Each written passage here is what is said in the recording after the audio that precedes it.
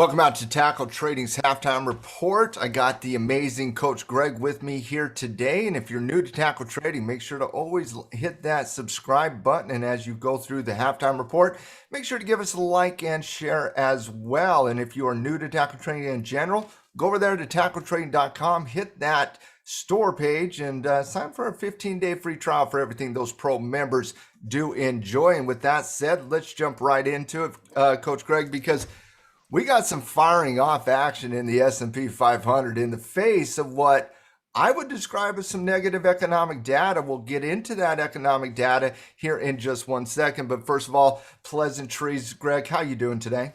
Doing absolutely fantastic. Thanks for asking, Matt. Love it, love it. Are you doing better than the market today? Because the market looks like it wants to break and run here, Greg. I'll tell you something, man. After yesterday, I am shocked at this response, but yeah, positively shocked because it is firing off much more than I had anticipated, Okay, which is great. So Greg, let me give you some just news over the last since we last met with the halftime report with the crew. Okay. U.S. GDP, the advanced GDP report. Okay. Now again, in the U.S. GDP numbers, we get three of them. You get the advanced, you then get the preliminary, and then you get the final reading of it. Okay. This one's the advanced, which means it's the most important one. It's the one that really kind of sets the stage for the other two. It was supposed to come into 2.6% today. It came in at 2%. Big miss on the American GDP. Overnight, Japan, the Bank of Japan, lowers their GDP forecast from 3.8% to 3.4%. This morning at 9:30 a.m. Eastern Standard Time, all market participants collectively said, we don't care. Yep. What's your read here technically, Greg? Yeah, this thing's blasting off. It's funny because that economic news, I happen to be watching a few of the currencies this morning on the futures contracts, and they were all blasting off the British pound, the Canadian, all that. And of course, that always translates to a weaker US dollar. But the market's shrugging all that stuff off and just heading higher. I think it's like you said, it was a bit surprising to me. I expected maybe we would flatten out a little bit, but it just the markets has just been blasting off, and I don't think you can argue with the strength that it's showing. It's pretty surprising, really. Well, and honestly, in my opinion, a lot of what is happening today is actually what you were talking about in terms of the currency responses over the course of the last 24 hours. Remember, the US dollar, an increasing US dollar is typically a net negative for stocks, correct? Correct. Okay. And a decreasing dollar is typically a positive. It's a tailwind for the stock market. Well, over the last 12 hours or so, you've had the Bank of Japan come out and maintain monetary policy at negative 0.1% interest rates. They also lowered their GDP forecast for 2022. The Europeans, through the ECB, came out and kept their monetary policy at 0% interest rates, and they maintained their $20 billion quantitative easing program throughout at a minimum of March of 2022. What you started seeing happening, and the reason I'm very glad you brought it up, Greg, and you and I didn't even talk about the currency market in the pre-production show. We were just talking about kind of the economic reports, the GDP numbers, the infrastructure bill, just kind of having those types of conversations. But I was going to bring up the euro dollar cross pair here, and actually in the mastermind group for the STEP system over there on Tackle Trading's Discord channel, actually literally about 20 minutes ago, I said, guys, one chart to keep an eye on for this market to continue the rally here is the euro dollar cross pair. You've been dealing with a pretty decent bullish uptrend on the dollar specifically for the last 4 or 5 months. It's a currency that's been slowly but surely just continuing upward movements in price, higher highs, higher lows. But right now, you're seeing a fairly decent violation of that analysis, that bullish uptrend in the dollar, in the face of some of these negative GDP reports, which drove the dollar down a little bit. But also, you couple that with what the European and the Japanese banks are doing, that's driving the dollar down a little bit as well. So again, this is where cross-market analysis and top-down analysis really does help solidify kind of your own viewpoint from a technical perspective in the market. And if you're looking at the market right now and you're saying, can this market break out? Can this market continue to push higher? Well, one key data point to keep your eye on, and this is just something I like to do, keep an eye on this. Well, look at that. Right there at 117 on the euro dollar cross pair. 117, you're looking at a little bit of reversal analysis on the dollar, i.e. the euro going up, dollar coming down, dollar, on UUP, dollar coming down, euro USD going up. But you're seeing a reversal analysis. If you can break back out of that 117 level, you're reclaiming the 50-day moving average. What that would also mean here on the dollar chart is you're most likely breaking the very important 25 handle on the dollar. That decreasing US dollar typically will act as a tailwind or a catalyst for the market projecting higher. And so when you're looking at the market today, and I'm certain there's questions out there, not only in our community, but just simply as market participants, why is the market going up into the face of some really negative economic reports? Well, you're seeing that net impact. Dollar comes down, propels equity trades higher. That's a tailwind. And so I do think you're seeing a little bit, and I typically do not bring currency analysis into the halftime report, given the fact that currency analysis is extremely boring and typically does not play a role very often. But right now on today, when you couple two central banks, a advanced GDP report coming out of the US, and you're seeing a little bit of firing off response into the face of some of that negativity, I did think it was it was compelling to me. And if I feel it's compelling to me, I just like to bring it to my community. So just when you said that about the dollar, it's like, oh, me and Greg are just one and the same here. I like that. Go ahead, Greg. And the thing with that is, right, like typically the only time I even pay attention to currencies is when I'm day trading the futures of them. So Yeah. of course that's what I was doing this morning, and the patterns and the launch that I saw, not only in just one currency, like I was looking at it was the pound. dollar across the board. Yeah, it essentially was. So the Canadian was good, the British pound was good, the euro was good, everything was good. And so naturally, I hadn't even looked at the US dollar, but I knew instinctively that it was going down. I actually didn't know all that other stuff until you told me it, and now it makes complete sense. So I'm glad we're doing this kind of analysis. I love talking to technicians. I love talking to technicians. A day trading currency, they're like, I don't care. It broke support. What are we talking about? Yeah. Well, there's a reason why it broke support. That's why I love bringing on traders together. No doubt about that. But definitely keep an eye on the euro dollar cross pair at that 117 level. A break above that should see a little bit of momentum for the euro. And then obviously I'm looking at the 25 handle on the actual ETF UUP here. And I'm kind of just seeing those coupled together. So keep an eye on that. That would be a tailwind coming back to this market, which is firing off here today, Greg. Couple days of hesitation analysis in the market as we were navigating an overextended environment. I still have this as slightly overextended within the same type of price movement that we've seen over the course of the last two and a half weeks. Greg, what is your read from a technical perspective on the market as we look to break out yet again? Well, we've seen this play out before. So we got the break 3 days ago, or I guess the fourth day ago.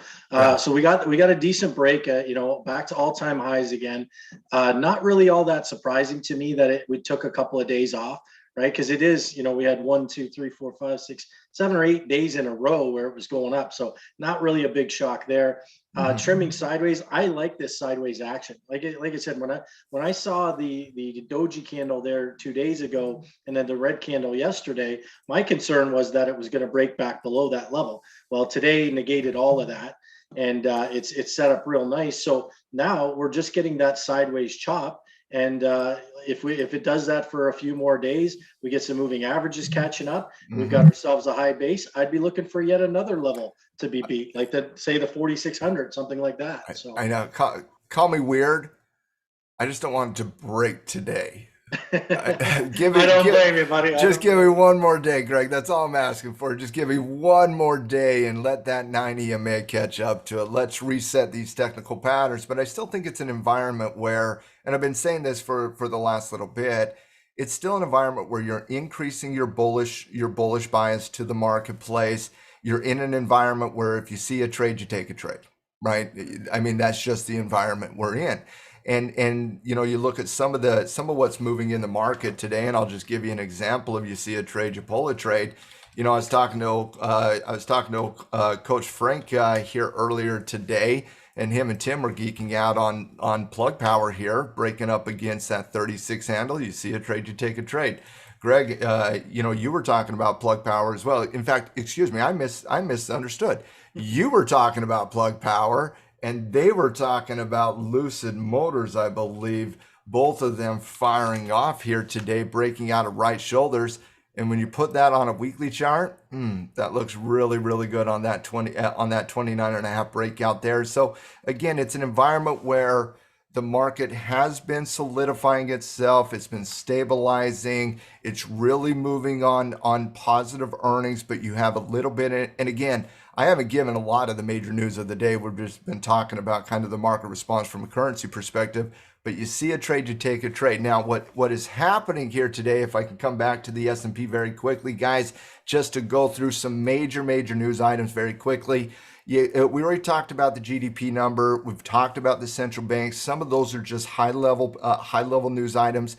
But one of the things that is happening here today is President Biden did lay out his framework that does look like it's agreed upon, although we're still waiting on a little bit of confirmation from Senator Manchin specifically regarding the scaled down version of the $1.75 trillion human infrastructure plan that I believe is part of the entirety of the Build Back Better Biden initiative. That looks like there is some agreement to start pushing that through the legislative process. And so we're talking in that number of $1.75 trillion.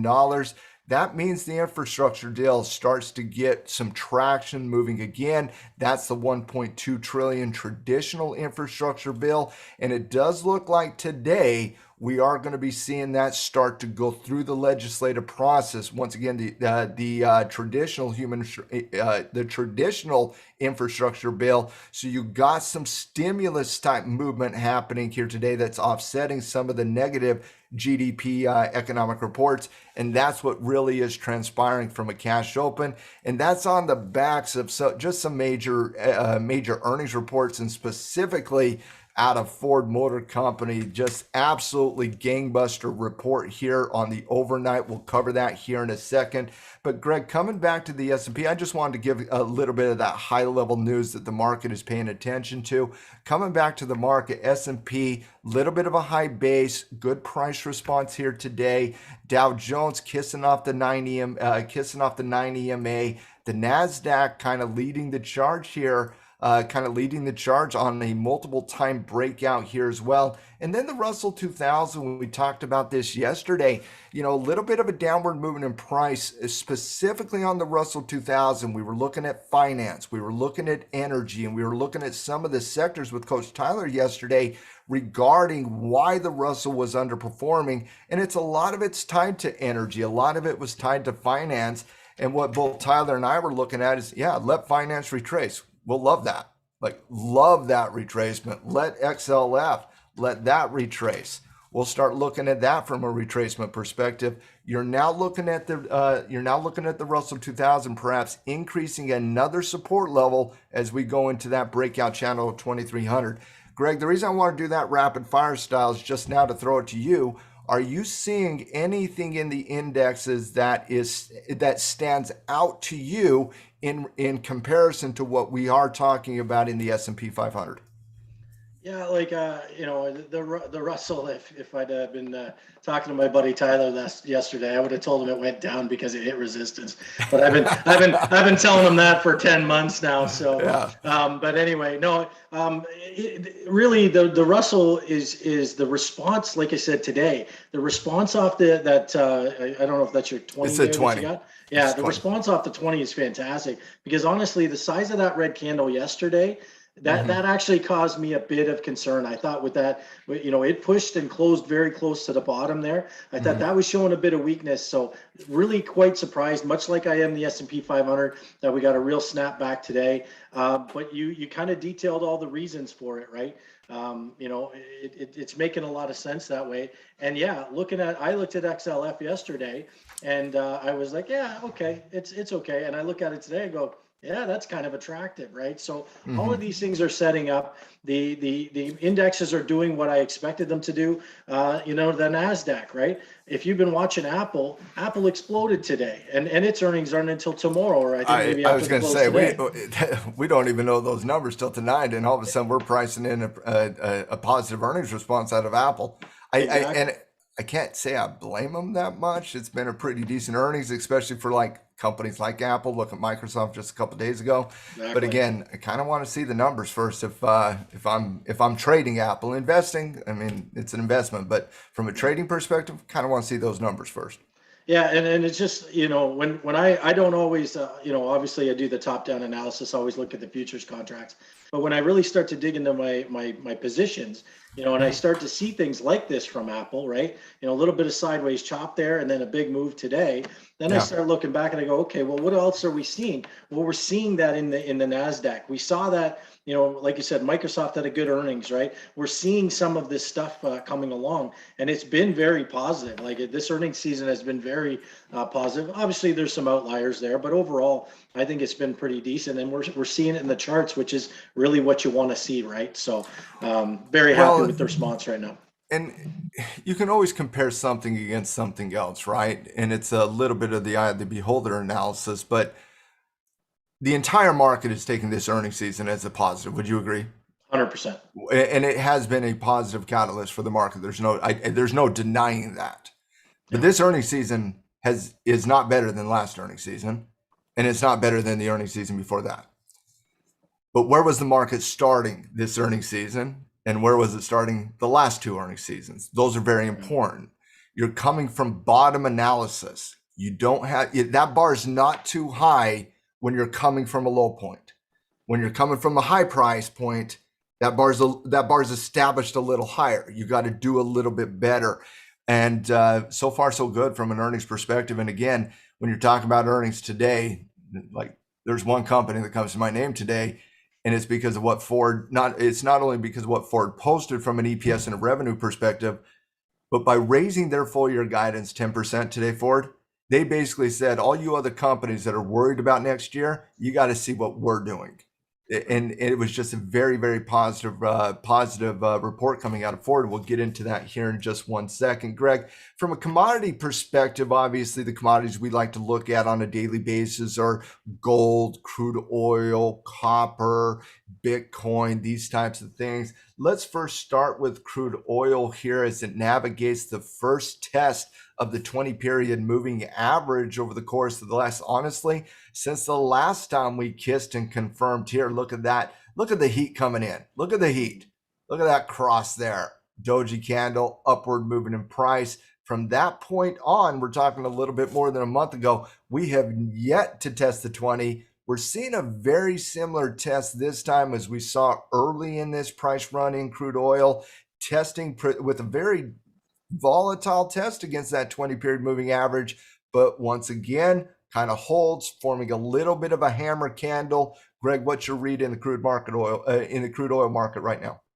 Yeah, the response is very eerily similar to what we saw before. What I would like to see actually today to see this kind of continue is that hammer candle to turn green by the end of the day would be fantastic for from my point of view there. Yeah, until it's what have you done for me lately? Well, until crude breaks that 20.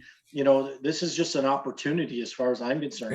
Yeah. With a weakening dollar as well, you should see the commodities rise a little bit more there because when you buy commodities, you're buying them in US dollars, right? So if you have a weakening dollar, you get more dollars for the other currencies. Therefore, it makes buying more attractive to foreign currency holders. So yeah, I think this is fantastic. I think the way to go here is to look intraday. Actually, when you see this hammer candle, what you want to do is you want to see the intraday to see how that responded off the low there, right? So it got kind of beat down a little bit and found some life at the bottom there, and now it's putting in higher lows and higher highs. Well, what more can you ask for, right? That's what you want out of an uptrend. So Well, and make honestly, just to jump on your go green type candle type commentary, if you're looking at this as a green confirmation candle, a green candle gets you back up above the 9 EMA, which is a momentum trigger. That also means on an intraday perspective, you're reclaiming this 82.5, which is a previous pivot point as well. I think at that point you do have confirmation from the buy side as well, Greg. Volatile candle, but again, crude oil test on retracement analysis isn't typically pretty. It can be volatile at times. You're seeing it here today, but again, I'm looking at the same thing you are here, Greg.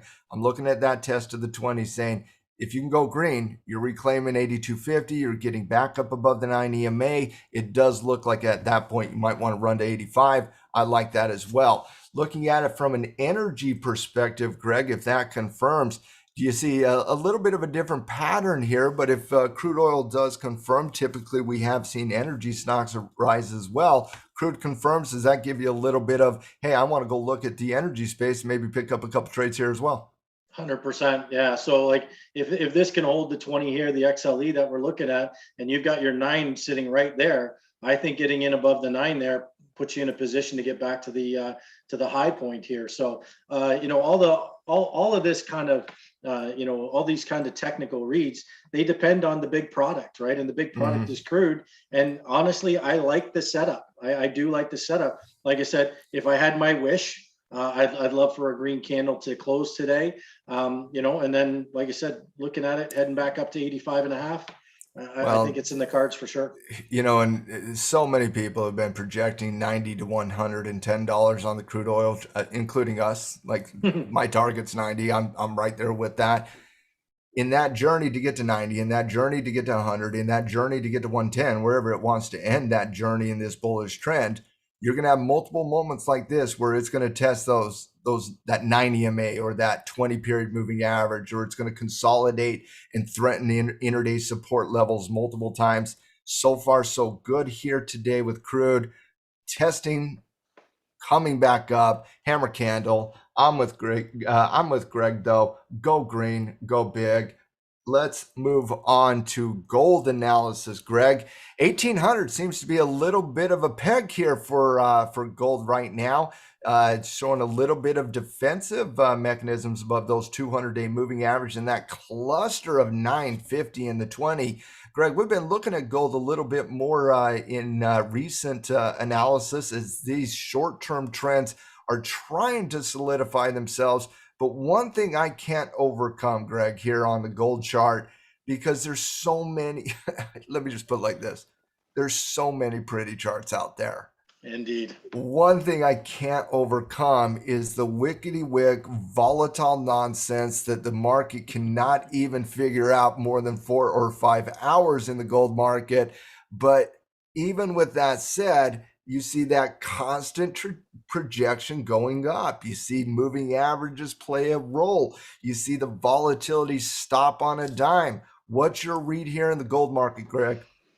Yeah, so we've been talking about this for a while. Obviously, it had to get above 1800. It's basically done that, and it's holding it. You can see it's above the 200 there. So that's kind of step one in this process of getting back to prominence.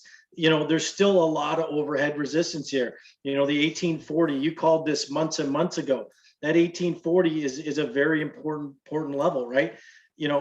Between there and here, if you're swing trading, gold positions, no problem. But knowing that longer term, or even in an intermediate term, you've got to get above that 40 before things really start to pick up from a picture perspective there. But yeah, I like the reaction of gold. It's still not there yet. But I'm happy. I'm happy that it got above the 200. Obviously, I'm a bit of a gold bug. It's an old money thing. I'm happy to see it get above the 200 there from the futures perspective. That's, like I said, when I look at reversals and things like that, I have a few things that I look for. It's got to break some falling trend lines. It's got to break the moving averages. It's got to break the early resistances. It's got to do all those things. And once it does, then you can call it a reversal. Before it does those things, you still have to be patient. And I think that's a really, especially with the wickety nonsense that you talked about here, I think it's reminding us traders, hey, be patient. I still got a bit of work to do here. And that's really how I'm seeing it.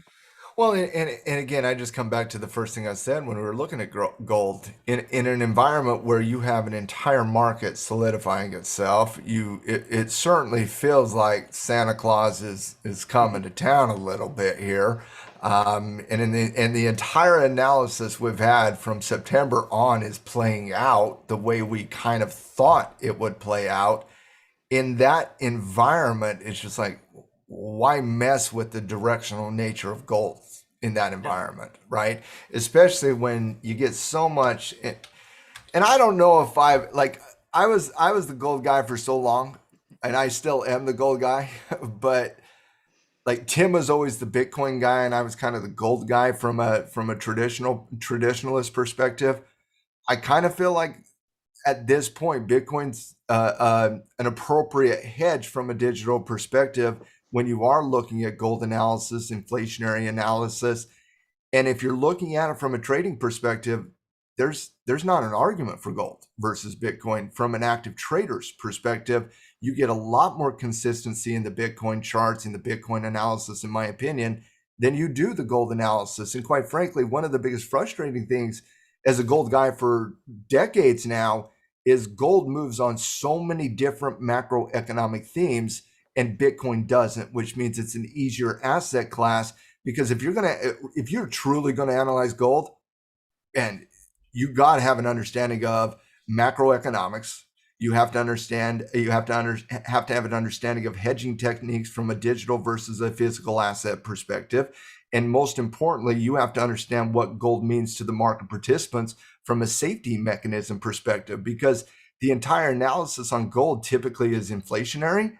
But the simple reality is the inflationary analysis doesn't have that much to do with the actual price response in comparison to say safety.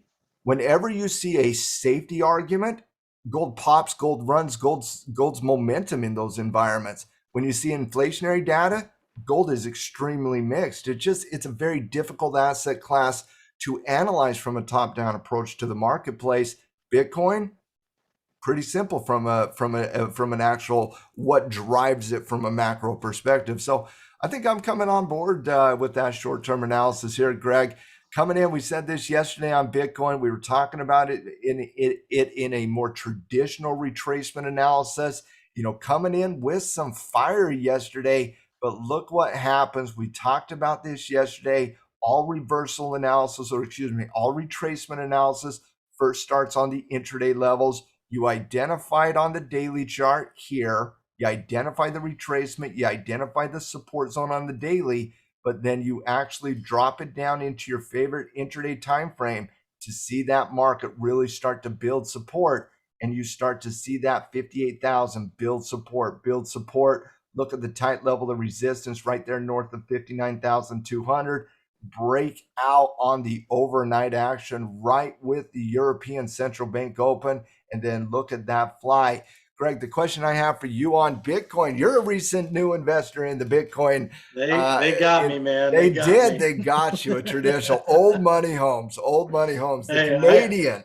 I held out as long as I could, believe Greg, me. I think you walk on gold plates and you bathe in oil, and yet you are literally an investor in Bitcoin at this point. Greg, is the short-term price action that technical confirmation for you on this bullish retracement, or are you still in that I need a little bit more and maybe it's too tight against the weekend? Where's your head at from the technical perspective in Bitcoin? Well, so yeah, just from a technical perspective here, you got to bounce off the 20 on the daily chart here, but you're stuck right at that 9, right? Essentially is what we're done. We're stuck at that 9. We get above that 9. We get a close above that 9. I love it. I love the reversal pattern part of it, right? I'd like to see it close above that 9, and on the 30-minute chart here, it's definitely got to close above the it's right at 62. I right? think if you So close above 62, you call that confirmation. 100%. And so that's like, this is, you can call this a flag pattern, you can call this a retracement.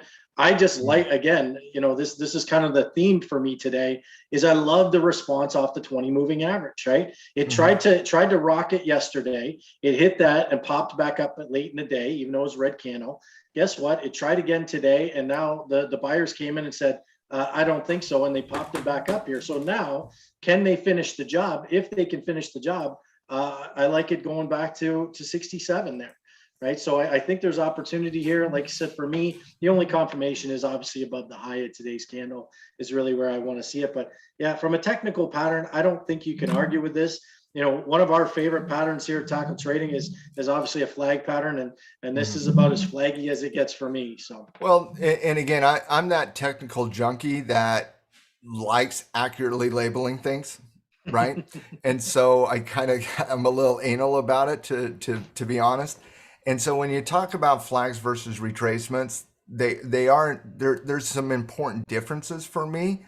But when you're talking about them in general as pullbacks, usually I'm like, yeah, it's a pullback. Whether it's 2, 3, 4, 5 days, it's a pullback. But just in general, if you're looking at the difference between a flag versus, say, a traditional retracement, flag-based patterns typically will be like 90 MA tests, traditional retracements more in the 20 to 50 SMA tests. That's one key difference that can occur. In flag-based patterns, when you're looking at the Fibonacci here, a lot of times you're looking at 23.6% type retracements, whereas retracements, true type of bullish retracements will come into that 38 to 61%. And then when you're looking at Bitcoin here, I got this as a traditional retracement analysis, whereas on a flag-based pattern such as, let's go BK here, Bank of New York Mellon Corp, when you're looking at this type of momentum here, you see the test against the 9, the upward movement in price. I would look at that as a flag, but one of the key levels that I'm looking at in the difference between a flag versus a retracement is really from an intraday perspective. When I'm looking at flag-based patterns, guys, I need to see consistency in that drop in price. I need to see a very consistent channel coming down. As you can see, I got a nice little 45-degree angle channel coming down here. I'll get a little bit of a better drawing tool there very quickly here. So you see that nice little trend line coming down here, connecting the dots, but also look at it from a resistance level perspective. Pretty consistent flag coming down against the backdrop of the upward movement in price.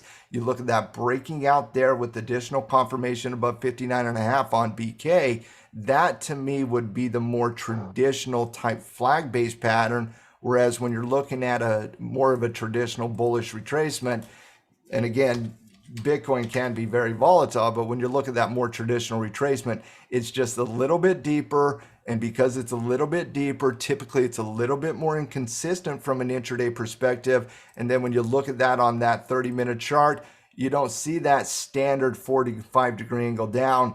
Very choppy. You see that drop in price because, again, to create a bullish retracement, you are breaking certain intraday support levels that flag-based patterns have a tendency to hold. And so when we're debating flags versus retracements, I just wanted to bring it up more than anything. Give me something to talk about, Greg. That's all. Let's take a look at copper here, Greg /HG. Yesterday, my trade of the week actually in rapid fire this week, and we're still kind of waiting on that from a confirmation perspective, was FCX here. And I was looking at the break of 39 by 40 top shelf there, where you start to really clean up that chart on FCX is above 40. Little test yesterday with copper coming down aggressively. Copper FCX also coming down in response.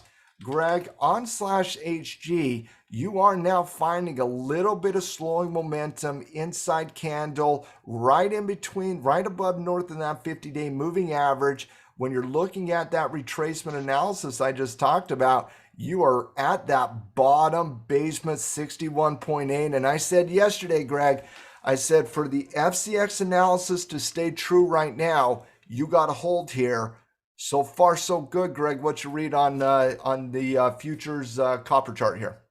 Yeah, I looked at this a couple of days ago, and my thesis was I wanted to hold the 20. Now it got below that. You know me and Fibonacci, we're not on speaking terms, so I'll leave that to your devices. But Mhm.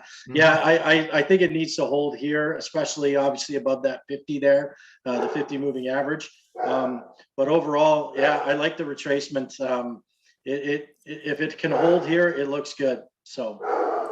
Fibonacci analysis is a little bit of you either like it or you don't type scenarios. For me, when I'm using Fibonacci's retracements are still one of my favorite, and in my opinion, one of the most accurate ways to identify where support could form in retracement analysis. But I will take the eye of the beholder commentary on that one. You and Tim can enjoy your non-Fibonacci analysis. I still love Fibonacci analysis.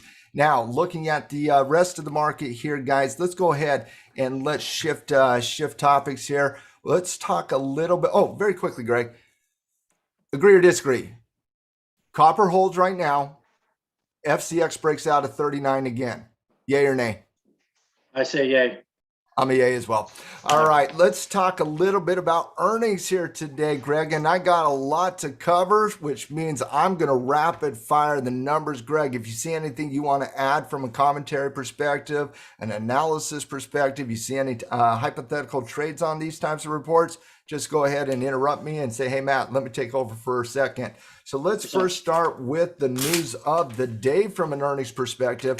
And we got to start with Ford Motor Company here. Ford on the backs of a really good bullish uptrend over the course of the last couple months here, firing off its retracement analysis, coming in with a whopping, and I mean a whopping 51 cents a share versus the expectation of 28 cents. Just a majestic beat coming out of Ford on an EPS perspective. Revenue came, and this number was very impressive to me. I track these numbers every single day. The beats in revenue, we're seeing about 75% of companies beating on revenue, but these beats on revenue this quarter have been paltry in comparison to the previous two quarters. EPS beats have been a little bit better. Revenue beats have been just slightly above those expectations. So I am impressed today by Ford coming in at 35.7 billion versus the expectation of 32.7 billion. They weren't done there though. You are looking at a guidance report where they are saying, you know what? I don't know what all you companies are struggling out there with. We're going to increase our revenue guidance full year for 2022 by 10%. You got to love that from a guidance perspective. So Ford gets the official beat, and an increase in guidance. And we like to call that the hat trick here at Tackle Trading. Well done, Ford. Greg, what's your read here? Yeah, I guess my question here is, and the hat trick's awesome. My question here is this being buoyed by, when we talked about this pre-production, the EV space that we're seeing, well, you talked about it earlier with Lucid and Plug there.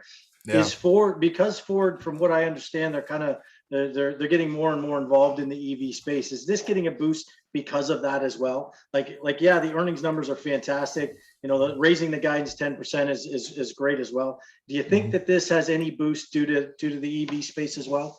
I do, but I think it's minimal. Honestly, Minimal. when Okay. you're talking about Ford, I think you're seeing momentum across the board in the industry a Okay. little bit, right? With what you're seeing in the EV movements, but Ford's been an absolute juggernaut over the same time frame. Maybe it hasn't went from 800 to 1100 like Tesla and go rock star gangbuster up 23% in no time, right?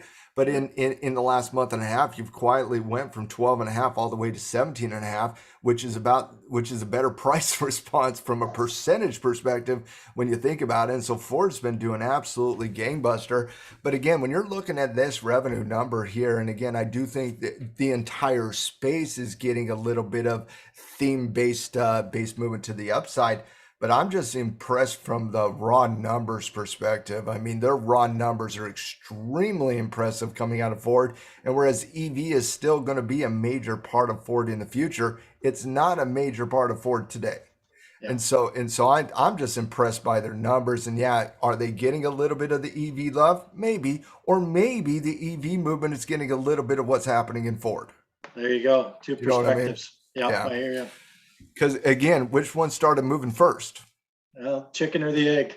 Well, exactly, exactly. It's close, but I kind of have a feeling that it was Ford's earnings responses that really propelled some of the price movement here today in Plug, in Lucid Motors, where you saw them just break out of resistance, and then they took a story in and of themselves.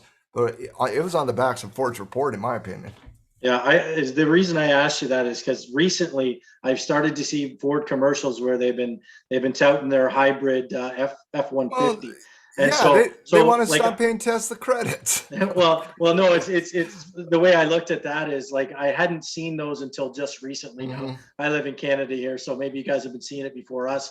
But now that we're starting to see that, we're starting to see that kind of macro movement down that space. That's why I was curious to Yeah, just think get kind of your opinion on whether you think that's helping honestly, them I boost a do little think bit. there is some chicken and the egg type analysis on which one is driving which. But when you look at Ford, their movement started happening right around late September, and then September. obviously the earnings response here today. When you're looking at Tesla, Tesla starts breaking out in October. I got Ford front running, guys, and I know Right. that's weird. I know it's usually Tesla's game busters, right? But Tesla's, and again, I'm not throwing cold water on Tesla. Yeah. I Right. love what's happening For in Tesla, but I also equally love what's happening in Ford, and I think you got to appreciate it. Sometimes when you look at these charts and you're like, oh, that went from 800 to 1100 in no time, right? It's like, oh my goodness, it moved 300 points. That's fantastic. Well, guys, 8 to 11 is still 8 to 11 on a single dollar as well. Ford went from 12 to 17 and a half. Tesla went from 8 to 11. I got I got a new It's been movie. impressive. I got a new movie idea, buddy. Oh, Forget let's hear Ford. it. Forget Ford versus Ferrari. Let's go Ford versus Tesla. We're gonna have a big old movie with Matt Damon about electric cars. Uh, How's that? okay, I see. I got all Vin Diesel in the movie, and I'm Oh, going there you Fast and the go. Furious. So, yeah, we'll work that out. We'll work that out. But again, very impressed coming out of Ford. Let's move on a little bit and talk about the technology sector here. Let's start in the semiconductor space, and let's start with former member of the Tackle 25, Xilinx here. Xilinx comes in at 106 versus the expectation of 89 cents. Revenue came in strong at 935 versus 889. Revenue increased 22.1% year over year. Good, decent numbers coming out of Xilinx, but a little bit of an additional volatility here. Simply put, it's got to settle down from a volatility perspective and looking at secondary patterns there. KLAC, another semiconductor company, reports $4.64 a share versus the 451 expectation. Revenue comes in at 2.1 billion versus 2. That revenue is 35.4% year over year. KLAC also reaffirmed guidance, but for me, it was more of a reaffirm to the low side of it. You're seeing a little bit of gap up, increasing volatility, nothing to see here from an active trader's perspective. Raw numbers were they were okay. They were okay. They weren't great. They were okay. Let's move on to Gap Down Canada. Twilio here. Twilio comes in at 1 cent versus an expectation of a negative 14 cents. So they actually came in at a pretty decent EPS beat. They were expected to lose money circa kind of last quarter. They actually came in at a positive handle of 1 cent. Revenue came in on Twilio at 740 versus 680 on the expectation. So officially, we got a decent beat on EPS. We got a decent beat on revenue. What's the problem here? Lowered guidance. That's the problem. You lower guidance. Again, Greg, we spent 5 minutes talking about and geeking out on Ford. In fact, we were hypothetically creating movies that married Ford versus Ferrari and Fast and the Furious using Ford cars because we were so impressed with the guidance coming out of Ford. And yet, Twilio, you dropped your guidance. The stock's going to drop with that guidance as well. Greg, I do have a question for you, however, on Twilio, or even if it's not Twilio, maybe an example in general. Earnings gap down, but where does it gap down into? It gaps down into major, major, major support. You see that major support on the weekly. Question I have for you is on this, the eye of the beholder, glass half full, glass half empty. Do you see a scenario like Twilio as an opportunity to short if it breaks support, or do you see it as an opportunity to pick up a company if support holds? Yeah, so I like the shorting opportunity myself. That's just Mm-hmm. kind of how I view it. The breakdown there, especially if you can get some follow through after earnings, and again with the lowered guidance, Mm-hmm. that's going to affect a lot of people's perception of the stock. So for me, I like the drop down effect of it. Whether I pick it up or not, I'd have to go through the fundamentals. I don't know much about it. As for a swing trade, I don't think it's my cup of tea, but. Yeah, and fundamentally, you'll have some issues. I know you. Yeah. You would Yeah. have some issues. Um, Personally, I see this as the environment. It depends where the gap happens. Like if you gap into after a bearish downtrend and you're coming into major analysis, I might be looking for double bottom analysis. Think like GDX here. You know, just for example purposes, if you're looking at $30 here and you just have an identification of $30 being where you identify true value at, you're going to see that as an opportunity to pick up shares. That's how you're going to see that. You're not going to see that as, oh, I'm looking to short there. It's because of how you see that support level. When you're looking at Twilio, TWLO here, if we can get a time, there we go, TWLO here. I'm looking at that as a head and as a little bit of a reversal formation at the top of the chart, not a reversal formation at the bottom of the chart. I'd be looking for a hesitation low base breakdown is what I'd be looking for, and that fits with where the lowered guidance is as well. 100%. Yeah. Yeah. Awesome. I agree. Awesome. Let's take a look at old Aflac here, Greg. Boring old money home type name here from a dividend and a cash flow perspective, fighting up against some major resistance zones on Aflac. Just wanted to point out that resistance before I give the raw numbers on this. Little bit of a gap down, maybe bullish retracement analysis, Greg. Let's see how it fights on that 20 and the 50.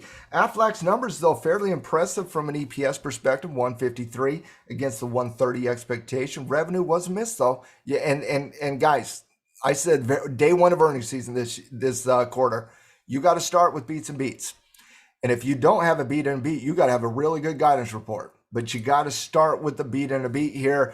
Aflac doesn't do that. They start with the beat on EPS, miss on a revenue. So you got a little bit of a mixed data here. But again, good price movement in the short term. Got a little bit overextended here on Aflac as you were coming into major resistance right there in that 58 level. Is this a company that on this gap down here, coupled it with the beat on the EPS, is this a company you'd be waiting for a little bit of a shift in volatility? Like keyword is just slow down, just calm down a little bit, right? And then looking at this as a potential pickup from a trader's perspective, Greg. Yeah, 100%. This to me looks like a fantastic pullback if it can hold that 50, obviously, and it bounced off of there today. So I'm pretty confident with that. But you've got a classic pullback here, right? You've got a 3-day pullback here. So you've got a short-term retracement. So I think there's an opportunity there. And for me, I look at the resistance, right? And with the resistance, that's where I get really excited. If you can pick up some shares on the retracement here, and then you get the breakout as well, that's where things get really exciting. Keep an eye on it. Keep an eye on the retracement analysis as that builds. If you do establish the support level right in that 54.5, 55 level, that's what's happening from an intraday perspective right there. It's also right where the rising 20 and then 50-day moving average is. Oh, wow, you could establish a new support level as you go into that breakout against 58. Keep an eye on Aflac moving forward. A little bit of a mixed result in their earnings. But again, I like the retracement analysis. If you want to wait for the coupling of the 58 break there, that 58 break, Greg, let's put that on a weekly chart. That's breaking a lot of things. That is breaking a lot of things. So keep an eye on Aflac post earnings here, Greg. I'm not done. I got MasterCard here today. Now I got some big docs tomorrow. I got some little docs today. I got the big docs tomorrow. We got the Amazon, got the Apples of the world. But for today, the biggest of the bunch was MasterCard. MasterCard comes in at 237 versus 218, a decent beat on revenue. They came in at 5 billion versus the expectation of 5 billion, right in line on a revenue perspective. Revenue went up 30%. Greg, I didn't have a chance to dive into their actual conference call, or they don't officially provide guidance. I don't have an identification of what they said. But if they said some similar things to what American Express has said recently, a little bit of concern maybe coming into the future from a guidance, that might have been the commentary. Personally, once again, did not read the conference call results, did not listen to the conference call. I'm just looking at this as a technician saying, I don't like anything about this breakdown here, Greg. Not one thing do I like about this breakdown. Where's your head at post earnings here on a beat, on an official beat on EPS and in line with revenue, which means somebody had to say something dumb or something really bad. Well, so where's your head at here on MasterCard? Wait a second. I'm going to throw this back at you there, big guy. You just told us we need a beat and a beat, not a beat and an inline. We need a beat and a beat, and they didn't get her done. So anyway, this just looks all kinds of ugly. Like there's just nothing here that gets you too excited. But not only that, this whole space, MasterCard, Visa, PayPal, none of them have been really exciting. The most exciting one was American Express, and we're even getting a pullback on that now. So yeah, it just you're breaking down here below a pretty significant support level here. It's just not attractive in any way, shape, or form. And again, you said it best. Where's my beat and my beat to get started, and then we can deal with a guidance issue after that. And we're just not doing it here. So. Even if this turned around here, you've got so much overhead issues. You got so many issues. You got moving averages to deal with. You've got resistance levels. It's just ugly. Like there's no lipstick to be put on this pig. That's all I can say. I'm with you too. I mean, even if you recover and you get back up above 336 and you get back into that neutrality, you're just stuck in mud. I mean, literally just stuck in mud. Too many better opportunities out there. Stay away from me on the bull side. Coach Greg looks to agree. Greg, have you ever spilled your coffee on yourself live programming? No, because I don't drink coffie. But have you ever spilled? Have you ever spilled your tea on you? No, it isn't. It isn't. I just did that to myself. I was messing around, typing in some symbols, and all of a sudden my coffee everywhere, all over everything. I wondered what the panic was. We do not miss a beat of tackle trading. The show must go on. Let's take a look at. Do we have to launch a lawsuit against Duncan or anything? No, or what we Starbucks have to do anytime I spill coffee on myself in live programming, we got to pull up Comcast hysterical report here. Comcast, one of the most, I won't say it. Comcast comes in at 87 cents against 75 cents. Revenue comes in line here. Revenue grew 18.7% year over year. Once again, kind of a similar situation for me with MasterCard, where I did not dive into the conference calls. I mean, but come on, who wants to listen to Comcast conference call? Anybody? Does anybody want to call Comcast today and talk to the customer support? I would rather do that than listen to Comcast conference call. So I didn't dive into that. Just didn't have the fortitude, Greg, to do that here today. But based on everything I've been seeing in the marketplace, when you beat on EPS and you come in line or beat on revenue, it's got to be concerning guidance moving forward. Comcast does not provide guidance, which means it has to be commentary in their conference call over guidance. That's probably what's happening. But again, I would like to see some confirmation there. Gap down recovery analysis, Greg. There's nothing for me to see. Would like to see this shake itself out a little bit. What about yourself?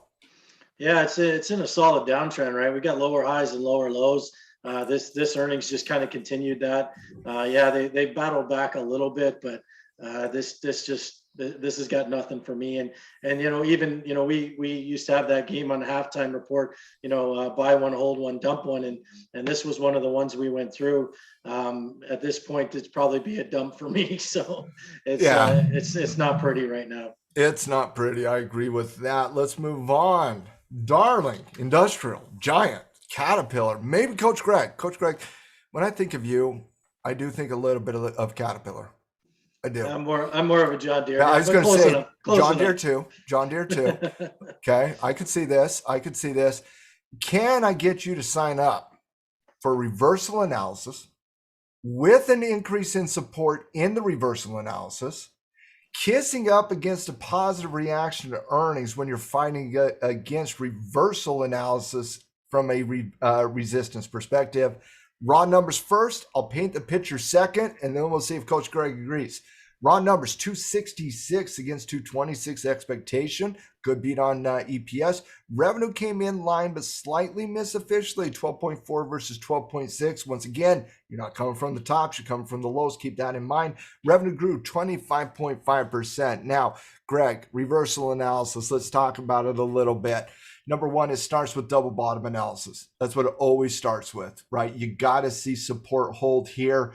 Support holds, support holds. You got to like that support holding. Number two, you got to start reclaiming moving averages.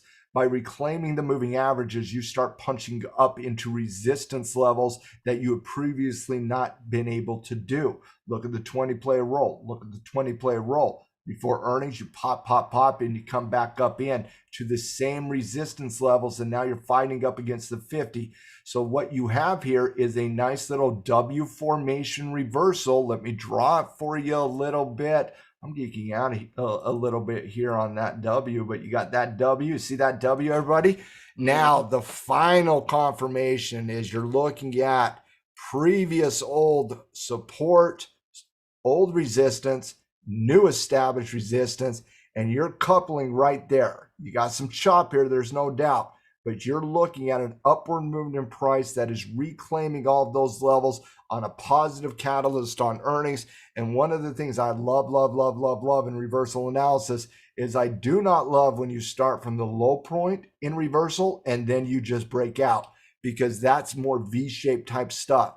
I love the resetting of the support level right there. Love the consolidation, fighting up above. That's the reversal analysis I'm talking about. Let's see what this looks like on a weekly chart here as we geek out on Caterpillar. You reclaim all that, you're most likely reclaiming the 20 SMA on the weekly chart. And I'll tell you, I'm not as worried about it, but I will tell you somebody who is, and they would tell you to wait on that 50 weekly as well. Keep an eye on that in the short term. But again, Greg, based on the picture I painted from a short-term perspective, agree or disagree with the reversal analysis on Caterpillar, looking at a breakout of 205, driving it up into that 215 level, right where that 200-day moving average is. Where's your head at? I'm sorry, I was putting on a trade in Caterpillar. Let me go back. I got you. No, I think this is fantastic. It's exactly what I had said earlier. You know, when you get a reversal, you've got to have a falling trend line. It's broken that. It's got to break the moving averages. We got a golden cross there, the 9 over the 20. We've taken back the 50 if it closes above there. You've got one last kind of point of resistance there, which would be a double top. I think it was about 5 or 6 sessions before that. You get above that's that 205 level. Right. So get above that. I'm pretty satisfied that you get to 215, which is where that 200 is. So you get a nice little $10 move. So this would be one where I would look to enter a part position up to that point, and then once you got beyond that, I think sky's the limit. And I think you're walking the dog here. I like the reversal here. I really do. Yeah, I think you're walking the dog here. You're basically saying, okay, I'm in a partial position with the breakout of 205. And then as that bullish trend starts to build, you just walk up the stairs with it. 100%. You start with aggressive swing trading mentality. And then as the position analysis, you treat it through scaling in, scaling out, and stop loss management. But that's how I see it personally. Yeah, same mindset for me. Absolutely. Awesome. Let's move on very quickly and let's talk about Newmont Mining here. Newmont Mining, former Tackle 25 stock. It was Barrick Gold this year that made the list. I don't want to brag too much because Barrick's Gold is doing the exact same thing that Newmont Mining is doing. But let's first start with Newmont Mining here. Newmont Mining fighting off reversal analysis. Number one, keep an eye on 55. Keep an eye on 55. That's an old support level. This gap, if it does hold here, you will see that as an increasing support level post earnings. So keep an eye on 55. But there is some navigation here on Newmont Mining because number one, Newmont Mining came in at a miss. They came in at 60 cents. The expectation is 71. That's a miss. They weren't done there. Newmont Mining came in at 2.9 billion. The expectation was 3.4 billion. That is a big time miss out of Newmont Mining as well. Revenue decreased 8.7% year over year. To me, this is early stage energy earnings from 2 quarters ago. As gold starts improving over time, the fundamental condition will improve here as well. But right now, we're still lagging the market, and this is a miss out of Newmont Mining. You're in where it can support hold at 55.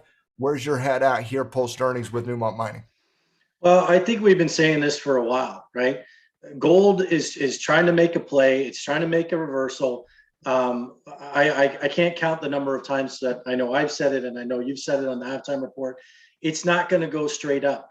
No. This isn't going to go straight up. But if you look at this, there has been some constructive after that rounding bottom there. There's been some constructive price movement there. So yeah, where it's gapped down today, yeah, it was a dodgy earnings report today. But if it holds here and puts in that lower or higher low pivot, then you can start to make a conversation. But again, it's not clear sailing either.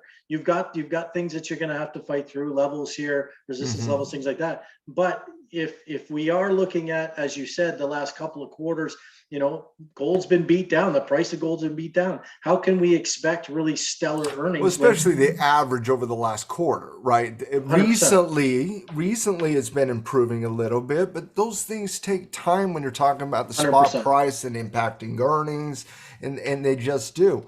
Newmont and Barrick Gold have not been the two better gold mining stocks. In fact, when you're looking at it, GDX is really kind of where a lot of the analysis was, that 30 holding.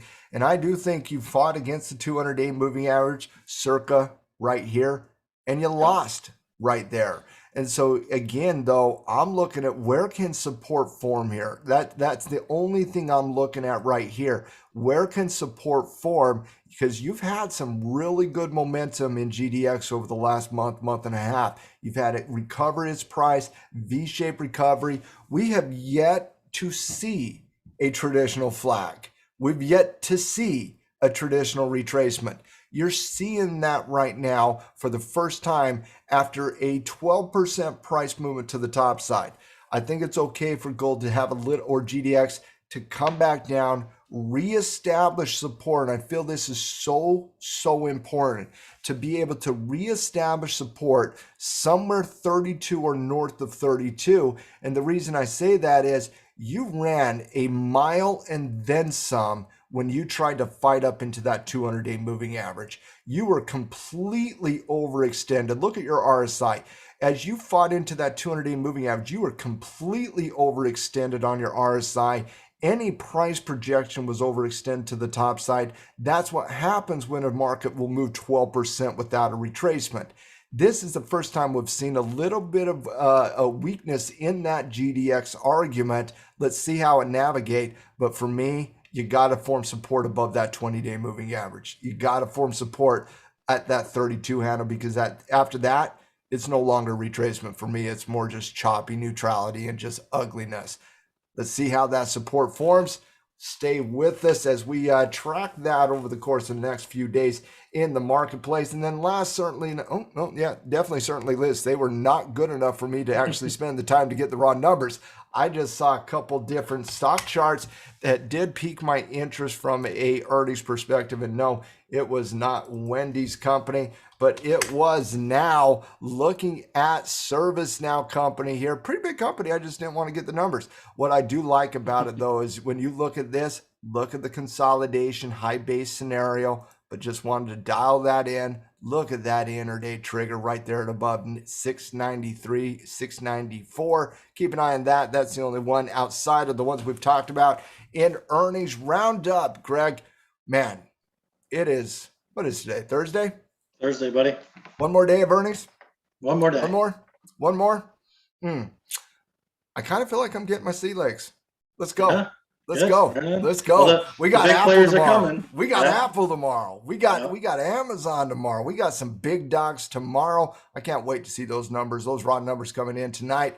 Stay with us tomorrow as we do another edition of Earnings Roundup. For right now, though, we're going to shift tune and we're going to go over to Coach Greg. And Coach Greg, you've been, we used to do fundamental focus where we did buy, hold, dump, right? And you would lay out 3 companies within a space and we'd look at their fundamental numbers and we would buy, hold, or dump one. I like what you've been doing over the last few weeks, though, as you've taken the baton and just said, let me run as I navigate how to understand some of these numbers that Matt talks about in earnings and Matt talks about from a fundamental perspective. Love what you've been doing with fundamental focus here lately, Coach Greg. What do you have in store for us today, my friend? Well, we're shifting gears a little bit this week. So I've been talking a lot about, I'll share the screen here. I've been talking a lot about, metrics of how to, basically how to compare similar companies from a valuation standpoint, okay? And that's one part of fundamental analysis, okay? But there's really, in my estimation, there's really 2 parts to fundamental analysis. Yeah, there's the numbers to say, okay, am I getting a good deal when I'm buying this company? And you can think about all the metrics we went through: price to sales, price to earnings, price to book, net to equity, debt to equity. So we went all through these numbers, and that gives us a valuation standpoint. But the other part to that I always look for when I do my fundamental analysis is I look for the quality of company. It's the stability, it's the strength of the company. There's a whole bunch of different fundamental metrics that we can look at that can kind of give us a more complete picture here. And so today we're talking about free cash flow. This is absolutely one of my favorite things to look at, because at the end of the day, when we start looking at cash flow, one of the things that I've been taught, almost 20 years ago now, and one thing that I've always in the back of my mind knew was correct: cash is king, okay? When a company has a lot of cash on hand, they just have a lot more choices. And you can think about this as if you were a person, a company, a country, you know what I mean? You got lots of cash sitting in your bank account. You feel pretty good about yourself, right? And so we're going to look at this free cash flow as a metric to look at how a company's doing or how they can position themselves to do even better. And I think it's one of the most important things that I look at from a fundamental standpoint. So free cash flow essentially, and I've got some metrics I'm going to show you guys, but free cash flow is essentially, it's all the cash that's left over after you're done running the business, okay? So that includes maintaining capital assets and supporting the day-to-day operations, all those kinds of things. So basically, it's what's left over when it's all said and done. Now, net income, right? Most people look at net income and they say, oh, well, isn't that, basically what's left over? Well, not exactly, because the net income still has capital expenditures in it, whereas free cash flow takes that out, and what's left over is a very accurate picture of how companies are doing, okay? And so there's a couple of places that I like to go very simply. I won't go too far down the rabbit hole here of balance sheets and income statements and all that, but I'll show you kind of where I find some information about these companies that can start to build a picture out for us, okay? So the first place I like to go is I always like to go to Yahoo Finance. It's free, it gives us lots of good data. And when I get to this page here, all I want to do is go to financials. I want to quickly get to what they call the cash flow statement. So this here, I can click on this very quickly and I can scroll down to the bottom here, and there's lots of other stuff on here, but I'm not going to go into that today. But I can go down to this free cash flow number right here.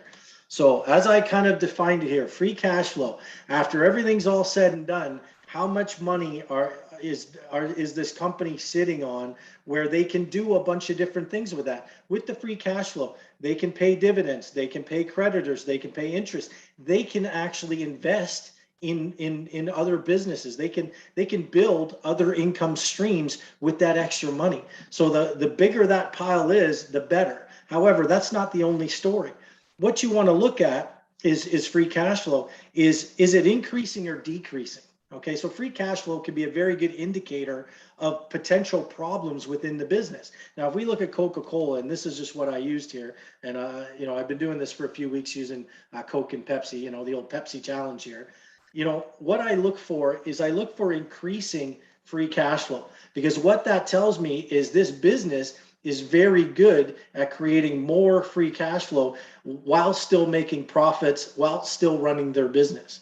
Okay, so if we look at this, and just so you guys are all aware here, if we scroll up here, this is 2017, 18, 19, 20, and then the trailing 12 months here.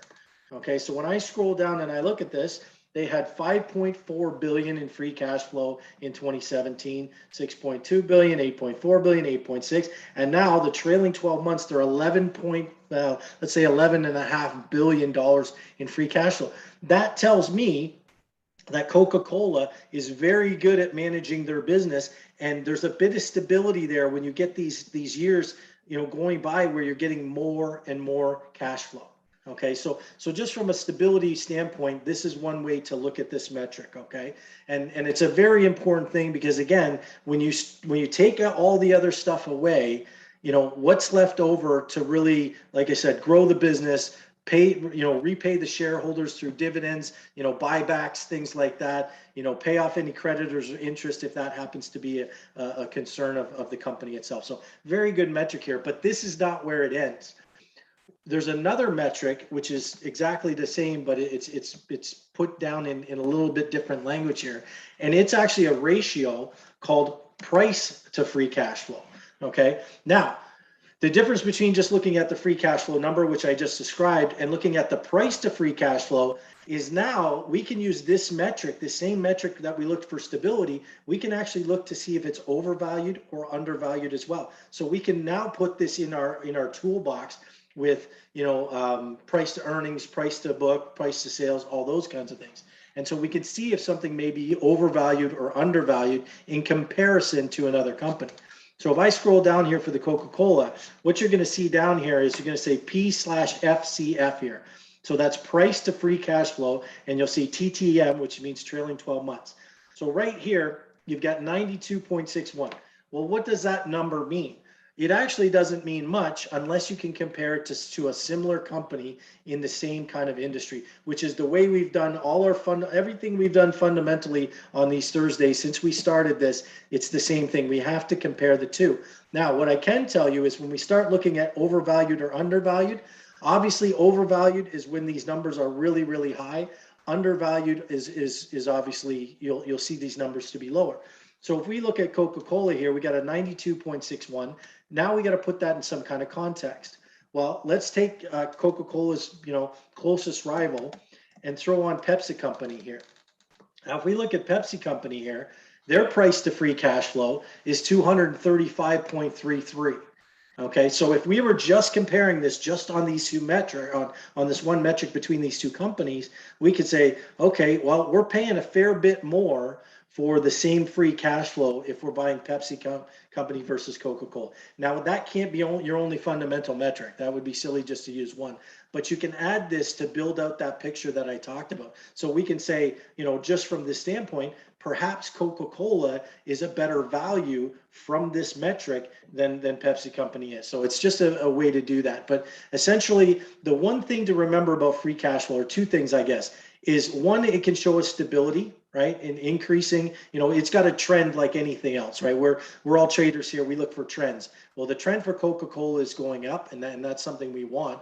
If it were going down or if it were sporadic, that could actually give us an indication that maybe there's something wrong with the company. We could look a little bit deeper into that. Now, that doesn't mean if it's going down that they're no good. What it might mean is they're using some of that free cash flow before we see the number. Maybe they're buying more capital equipment or something like that. Maybe they're using it for a certain reason. But overall, we should see an increase in that. So that's the one thing. The second thing is when we look at this, what kind of value are we getting? And what is the ability of the company to generate further revenue streams going forward. So that's really why I love the free cash flow number. I've been looking at this for years. I learned this, well, like I said, well over 15 years ago. This number has always stood out to me because not only do I want to get a great deal on a company, I want to make sure that company's stable. That's really what fundamentals is to me. And that's why this free cash flow is very, very important. Any thoughts Coach there, Craig, Matt? yeah, Coach Craig, thank you so much for another great edition of Fundamental Focus. Really appreciate the detail and the care you take your time in going through that analysis. Your knowledge truly does stand out from a fundamental perspective. And your nickname, Old Money Holmes, is there for a reason, my friend. Well done. If you've liked Coach Greg's Fundamental Focus, once again, like and share and Halftime Report. As always, Coach Greg, it is always a pleasure to have you on the Halftime Report with me. Final thoughts to you, my friend. Yeah, just enjoy the ride. Like you said, I'm really happy with the response on the overall markets today. Earnings has been solid. I like the way you said it best today, Matt, is see a trade, take a trade. That's the mode we're in right now. We're getting the backup, right? We're getting the backup from the movement in the markets. So get in there and make things happen. Well, and as always, guys, stay with us every day in the Halftime Report here for Tackle Trading on our YouTube channels. We break down all of the markets on a daily basis, all the indexes, any action happening in the sectors, run through earnings reports galore, but every single day have a nice little segment with one of the coaches. Fundamental Focus was today. We get Frank's charts later today, and he's got another edition of Frank's charts on Tackle Trading's Twitter account today. And I do believe he's looking at a flag-based pattern on Bank of New York Mellon Corp, but he was looking at a couple breakouts. I don't know what he actually solidified. So definitely go to Tackle Trading's Twitter account if you want to get access to Frank's charts. That's where he posts it first. Make sure to like that as well. Tonight, we have another edition of Tackle Trading's Cash Flow Club with Gino Poor, the great theta maker himself. So pro members, get excited for that. And then we'll be back tomorrow with the Halftime Report as well as scatter reports over the weekend. Tackle Trading, you guys are the best community out there. And as always, if you are new to Tackle Trading, once again, like and share. Have I said that before? Like and I'm trying to do my best Tim approach here. All right. But as always, guys, pro members, if you want to test out the pro membership, go to the Tackle Trading website, hit the storefront. You can get a 15-day free trial. You can also email us at team@tackletrading.com.